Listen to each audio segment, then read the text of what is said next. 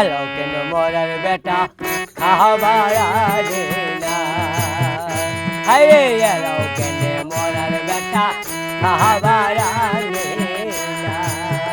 এই করতোয়া বা যমুনার পাড়ের মানুষ কি গান তাদের প্রিয়, কি গান শুনে তারা? মঞ্চের 12টার পরে বিচ্ছেদ, তার আগে ফোক গান, লোকসঙ্গীত এগুলো হয়, তত্ত্ব গান, মানুষজন বুঝে। কেন বিচ্ছেদের প্রতি এত টান কেন মানুষের? বিচ্ছেদে অনেকের মনের কথা উঠে আসে, এই জন্যই বিচ্ছেদের উপরে টান আমার মনে হয়।